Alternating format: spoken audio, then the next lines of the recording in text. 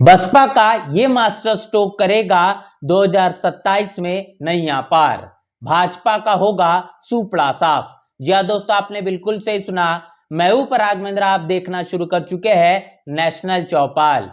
Bharatiya Janata party की योगी आदित्यनाथ की सरकार जब से उत्तर प्रदेश में सत्ता में काबिज हुई है, तब से दलित और आदिवासियों पर होने वाले अन्य अत्याचार अपने चरम सीमा पर पहुंच चुके हैं। दलित और आदिवासियों के लिए उत्तर प्रदेश कब्रगाह बन चुका है। ऐसा कोई दिन नहीं बीतता जिस दिन दलित और आदिवासियों पर अन्य अत्याचार की खबरें देखने को नहीं मिले। और फिर एक बार इसी मसले को लेकर और इसी श्रृंखला में यह देखा गया कि उत्तर प्रदेश के बलिया में दलित समाज से ताल्लुकात रखने वाली बच्ची के साथ सबसे पहले दुष्कर्म होता है, उसके बाद उसकी हत्या कर दी जाती है। इस पूरे के पूरे मसले को लेकर बहुजन समाज पार्टी के जरिए लगातार उत्तर प्रदेश में होने वाले दलित और आदिवासी और तमाम सर्वजन समाज पर जो अन्य अत्याचार की लगातार खबरें देखी जा रही है, तमाम पीड़ित परिवारों से मुलाकात करने का सिलसिला जारी है। और इसी श्रृंखला में बहुजन समाज पार्टी के उत्तर प्रदेश के प्रदेश अध्यक्ष विश्वनाथ पाल, इनके जरिए बलिया में उस पीड़ित परिवार से मुलाकात किया गया जिस पीड़ित परिवार के बच्ची के साथ दुष्कर्म किया गया और फिर उसकी हत्या कर दी गई। इस पूरे मामले को लेकर विश्वनाथ पाल, बहुजन समाज पार्टी के उत्तर प्रदेश के प्रदेश अध्यक्ष, इनके जरिए तमाम जो बातें साझा की गई है वो बातें आपके साथ रूबरू करेंगे कि आखिर इस पूरे के पूरे मसले को लेकर उनका क्या कुछ कहना है।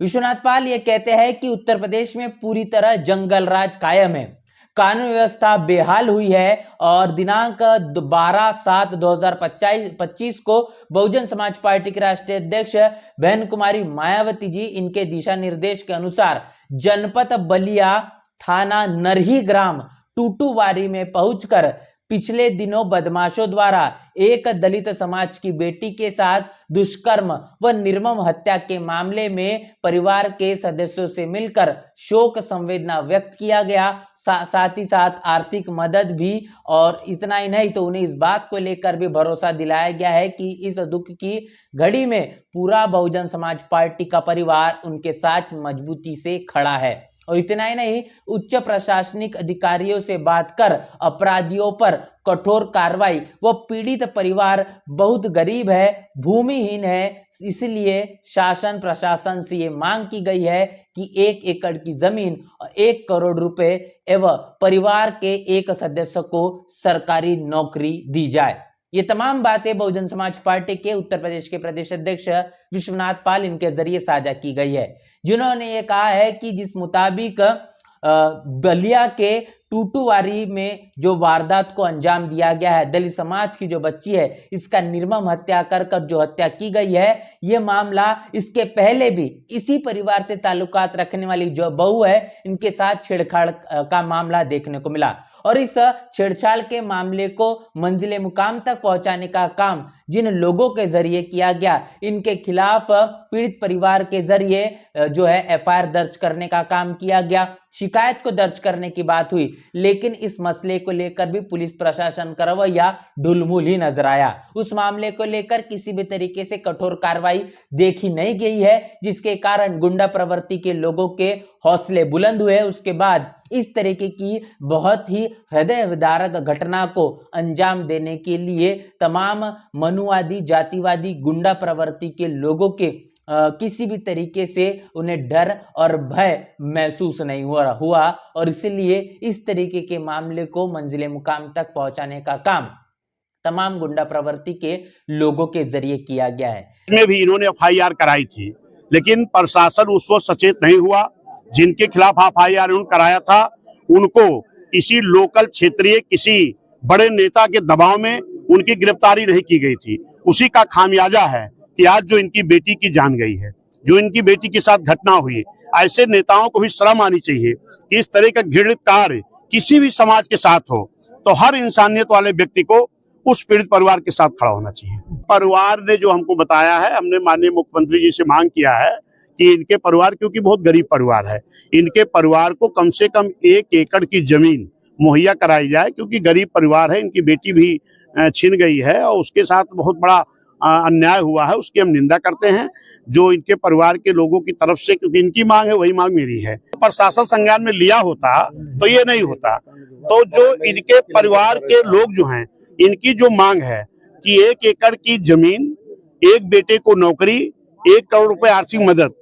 सरकार को, माननीय मुख्यमंत्री जी को संज्ञान में लेना चाहिए। और मैं माननीय जिलाधिकारी महोदय जो यहाँ के हैं उनसे भी मैं ये कहूंगा कि वो भी आकर के परिवार के दर्द को सुने, उनको निजात कराने का काम करें। लेकिन ये देखा जा रहा है कि जहां जहां पर भी बहुजन समाज पर होने वाले अन्य अत्याचार जिस तरीके से उत्तर प्रदेश में बढ़ते हुए नजर आ रहे हैं, उन तमाम जगहों पर जाकर बहुजन समाज पार्टी का पूरा प्रतिनिधिमंडल, बहुजन समाज पार्टी का पूरा परिवार पीड़ित परिवार से मुलाकात कर उनके बीच विश्वास को जताने का, उनकी न्यायिक लड़ाई लड़ने का, और जिस तरीके से उत्तर प्रदेश में बहुजन समाज पार्टी के शासनकाल में आपने ये देखा कि कानून के माध्यम से कानून का राज प्रस्थापित किया गया था, उसी तरीके का राज फिर एक बार लाने की बात लगातार बहुजन समाज पार्टी के जरिए की जा रही है। और ये तमाम बात बहुजन समाज पार्टी के उत्तर प्रदेश के प्रदेश अध्यक्ष विश्वनाथ पाल इनके नेतृत्व में होते हुए दिखाई पड़ रही है। बहुजन समाज पार्टी आने वाले 2027 के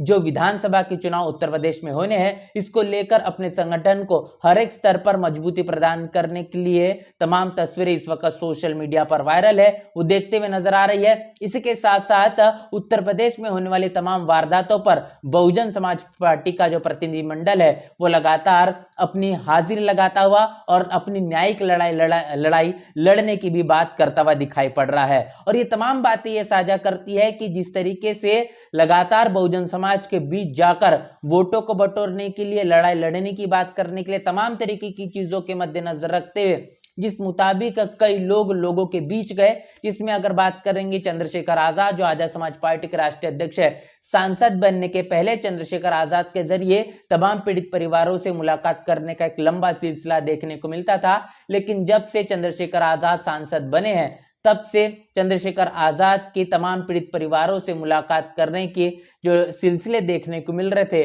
वो कहीं न कहीं थोड़े बहुत रुके हुए नजर आ रहे हैं। लेकिन इसी तुलनात्मक तौर पर अगर बहुजन समाज पार्टी की बात की जाए तो बहुजन समाज पार्टी के जरिए सुपर एक्टिव मोड में पूरा का पूरा काम ये नजर आ रहा है। इसके साथ साथ बहुजन समाज पार्टी जिस मुताबिक पिछले विधानसभा चुनाव में जो परिणाम लेकर आई है, उन तमाम परिणामों को सकारात्मक तौर पर परिवर्तित करने के लिए अपनी एड़ी चोटी का जोर लगाते हुए दिखाई पड़ रही है। अब देखना दिलचस्प होगा कि जिस मुताबिक अपने संगठन को चुस्त दुरुस्त करने की बात हो, पीड़ित परिवार से होने वाले तमाम अन्य अत्याचारों पर अपनी आवाज बुलंद करने की बात हो, इन तमाम मसलों के मद्देनजर रखते हुए, इन तमाम चीजों को ध्यान में रखते हुए अगर उत्तर प्रदेश की जनता फिर एक बार बहुजन समाज पार्टी पर अपना विश्वास जताती है, जिस मुताबिक बहुजन समाज पार्टी फिर एक बार लोगों की आवाज बनते हुए मजबूती से दिखाई दे रही है, विश्वास अगर ये बढ़ता है तो इसका परिणाम आने वाले 2027 के विधानसभा चुनाव में निश्चित रूप से देखने को मिलेगा। जिस तरीके से बहुजन समाज पार्टी के उत्तर प्रदेश के प्रदेश अध्यक्ष विश्वनाथ पाल ने